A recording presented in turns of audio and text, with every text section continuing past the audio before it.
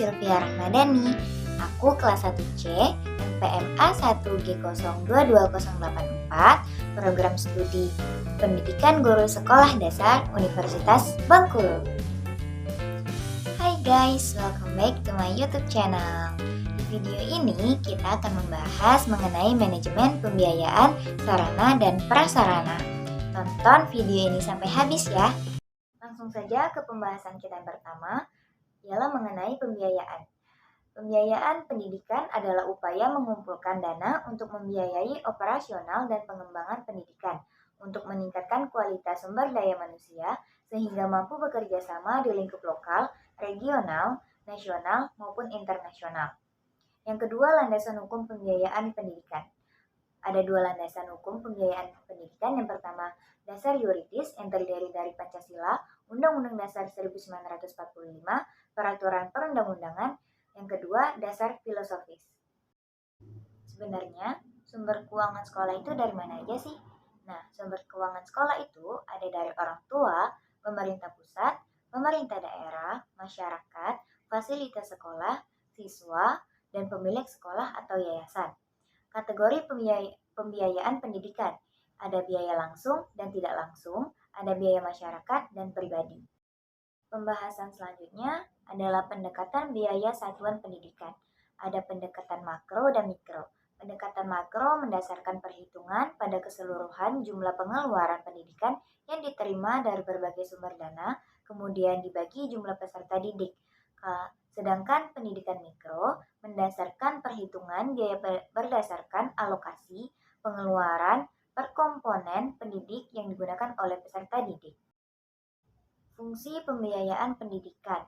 Fungsi pembiayaan pendidikan ini terdiri dari memungkinkan penyelenggaraan pendidikan dilakukan secara efisien, dalam artian dana yang diperoleh dapat digunakan untuk mencapai tujuan tertentu yang diinginkan.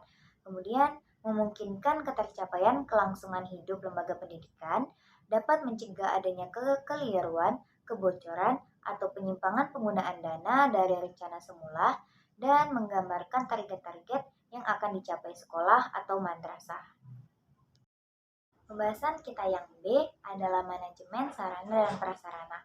Manajemen sarana dan prasarana adalah suatu kegiatan bagaimana mengatur dan mengelola sarana dan prasarana pendidikan secara efektif dan efisien dalam rangka pencapaian tujuan yang telah ditetapkan. Lalu, perencanaan sarana dan prasarana. Perencanaan sarana dan prasarana persekolahan dapat didefinisikan sebagai keseluruhan proses perkiraan secara matang, rancangan pembelian, pengadaan, rehabilitas, distribusi atau pembuatan peralatan dan perlengkapan yang sesuai dengan kebutuhan sekolah. Tujuan dan manfaat perencanaan sarana dan prasarana.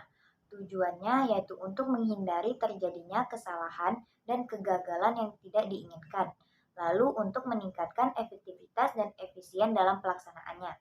Manfaatnya adalah pertama, dapat membantu dalam menentukan tujuan, yang kedua meletakkan dasar-dasar dan menentukan langkah-langkah yang akan dilakukan, yang ketiga menghilangkan ketidakpastian, yang keempat dapat dijadikan sebagai suatu pedoman atau dasar untuk melakukan pengawasan, pengendalian, dan bahkan juga penilaian agar nantinya kegiatan dapat berjalan secara efektif dan efisien. Persyaratan perencanaan sarana dan prasarana. Yang pertama, perencanaan pengadaan sarana dan prasarana pendidikan persekolahan harus dipandang sebagai bagian integral dari usaha peningkatan kualitas proses belajar mengajar. Yang kedua, perencanaan harus jelas. Yang ketiga, berdasarkan atas kesepakatan dan keputusan bersama dengan pihak-pihak yang terlibat dalam perencanaan. Yang keempat, mengikuti pedoman atau standar jenis. Yang kelima, perencanaan pengadaan sesuai dengan plafon anggaran yang disediakan. Yang keenam, mengikuti prosedur yang berlaku. Yang ketujuh, mengikut sertakan unsur orang tua murid, lalu fleksibel dan dapat menyesuaikan dengan keadaan, perubahan, situasi dan kondisi yang tidak disangka-sangka. Dan yang terakhir, dapat didasarkan pada jangka pendek 1 tahun, jangka menengah 4-5 tahun, dan jangka panjang 10-15 tahun. Perencanaan pengadaan barang bergerak dan barang tidak bergerak. Barang bergerak dari barang habis pakai, barang tidak habis pakai.